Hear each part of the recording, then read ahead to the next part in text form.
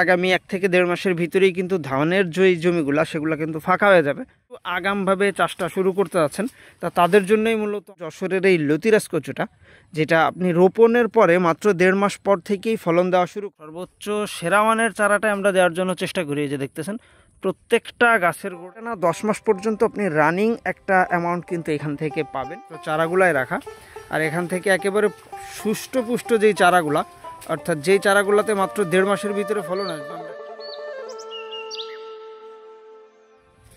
দেশ ও দেশের বাইরে থেকে যে বা যারা আমাদের আজকের ভিডিওটি দেখছেন সকলকে জানাই আন্তরিক শুভেচ্ছা ও অভিনন্দন। প্রিয় দর্শক, দেখতেছেন একেবারে শুরুতেই আপনাদের কাছে বেশ কিছু চারা দেখাবো।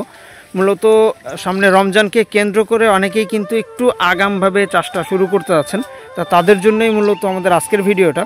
লতি কচু চাষ সম্পর্কে যাবতীয় সকল ধরনের তথ্য, পরামর্শ বা চারা চেনার বৈশিষ্ট্য, চারা রোপণের উপযুক্ত সময়, এই সকল বিষয়গুলোই কিন্তু মোটামুটি তুলে ধরার জন্য চেষ্টা করি।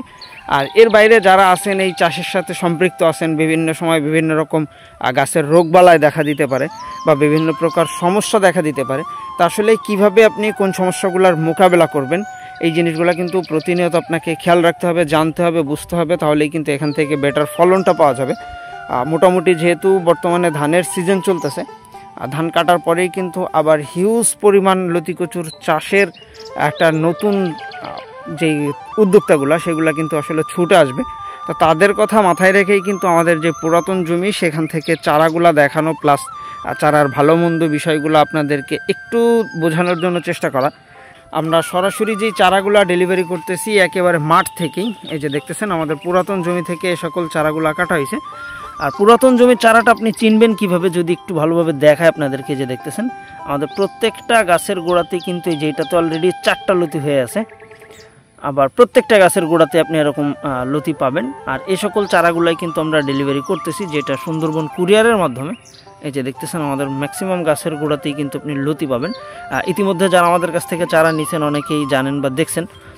আসলে লতি কচু চাষের ক্ষেত্রে ছোট চারা বা বড় চারা একটা বিষয় না, বিষয়টা থাকে হলো পুরাতন জমির চারা। আপনি যদি 100% পুরাতন জমির চারাটা সংগ্রহ করতে পারেন তাহলে কিন্তু এখান থেকে বেটার ফলন আপনি অবশ্যই পেতে পারেন। যেহেতু সামনেই নতুন সিজন, আর এই সিজনে যারা চারাগুলা রোপণ করতে যাচ্ছেন অবশ্যই দামের দিক বিবেচনা না করে চারার কোন কোন বিষয়গুলো বিবেচনা করে লতি কচু চাষ করা উচিত সেটাই আজকে ভিডিওর মাধ্যমে আপনাদেরকে দেখানোর জন্য একটু চেষ্টা করব। তো প্রিয় দর্শক, প্রথমেই আপনাকে খেয়াল রাখতে হবে 100% পুরাতন জমির চারাটা সংগ্রহ করা। সেটা আপনি যেখান থেকেই হোক চেষ্টা করবেন 100% পুরাতন জমির চারাটা সংগ্রহ করার জন্য। পুরাতন জমি বলতে মানে জমির বয়স বেশি ব্যাপারটা সেরকম না, মাতৃগাছের বয়সটা যেন 10 মাস বা 10 মাসের বেশি হয় সেরকম মাতৃগাছের যে চারাগুলা, সেই চারাগুলো আপনাকে সংগ্রহ করার জন্য চেষ্টা করতে হবে। তাহলেই খুবই দ্রুত সময়ের ভিতরে ফলন পাবেন। তার জন্য আপনাকে সরাসরি আমাদের ভিডিও স্ক্রিনে দেওয়া নম্বরে যোগাযোগ করতে হবে।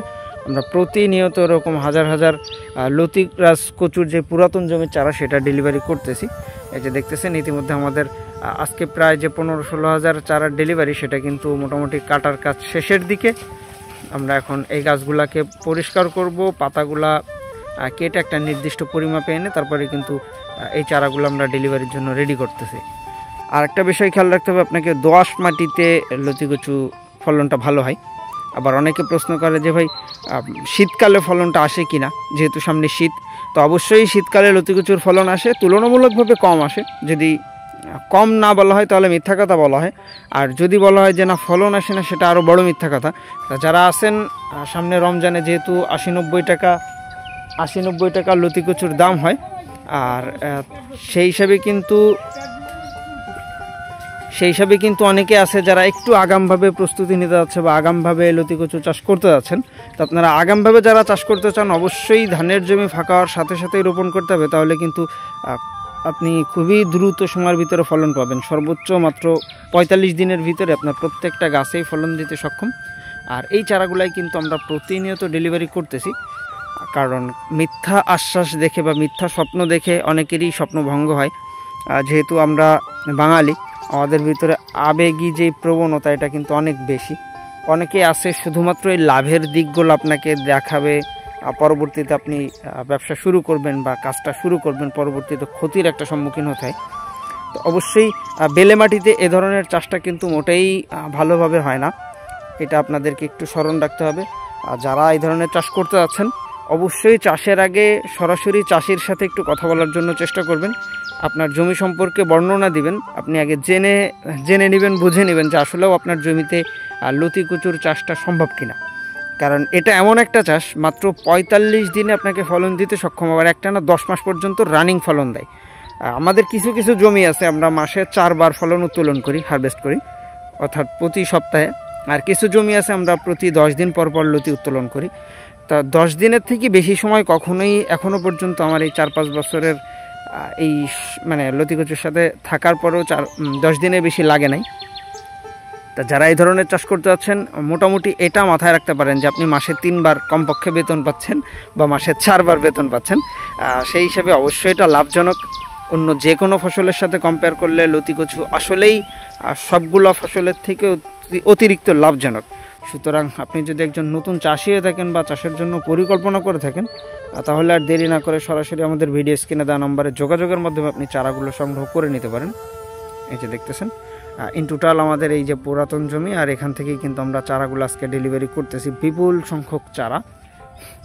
আমি যদি আপনাদেরকে একটু এই পাশটাও দেখাই, এই যে দেখতেছেন আমাদের অসংখ্য চারা কিন্তু এখানে রেডি করা আছে। আর এই চারাগুলাই আমরা আজকে ডেলিভারির জন্য প্রসেসিংয়ের কাজ চলতেছে অলরেডি। এই যে দেখতেছেন অসংখ্য চারা। অবশ্যই আপনাদেরকে চারা রোপণের ক্ষেত্রে এরকম দেখতে হবে যে 100% পুরাতন জমির চারাটা আপনি নিতে পারতেছেন কিনা। আর পুরাতন জমির চারাটা চিনবেন অবশ্যই প্রত্যেকটা গাছের গোড়াতে এরকম লতি থাকতে হবে। দেখেন এটার গোড়াতেও 2টা, এইটার গোড়াতেও আছে একটা। এই যে একেবারে ছোট্ট চারাও যদি দেখেন সেটার গোড়াতেও আপনি কিন্তু এরকম লতি পাবেন। আর এটা দেখে শুনে তারপরে মূলত চারাগুলো সংগ্রহ করবেন, তাহলে মাত্র 45 দিনের ভিতরে প্রত্যেকটা গাছ থেকে আপনি ফলনও পেতে পারেন। আচ্ছা দেখতেছেন এখানে কিন্তু মাদার গাছগুলো অলরেডি কেটে আমরা বিক্রি করে দিছি। এই অবশিষ্ট জায়গা থেকে যেই চারাগুলো আসতেছে এগুলাই কিন্তু আপনার পুরাতন জমির যে চারা আমরা বলি, যেটার একেবারে প্রত্যেকটা চারাতে 100% লতি আপনার 45 দিনের ভিতরে মোটামুটি চলে আসে।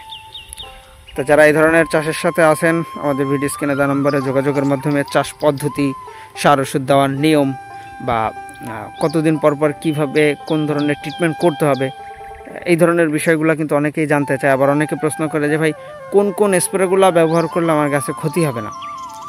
তা আসলে রোগ হওয়ার আগে ট্রিটমেন্ট করাটা ডিফিকাল্ট। এটা তো আসলে গাছের ভাষাটা আপনাকে বুঝতে হয় যে গাছে কখন কোন ধরনের কথা বলতেছে বা গাছে কি চাচ্ছে, সেটা বুঝে যদি আপনি ওদেরকে ট্রিটমেন্ট করতে পারেন তাহলেই কেবল গাছটা বেশি সুস্থ থাকবে এবং ফলনটা বেশি দেবে। তো প্রিয় দর্শক, এই ছিল মূলত আমাদের আজকের ভিডিওটা। দেখা হবে পরবর্তীতে আবার নতুন কোনো ভিডিওতে।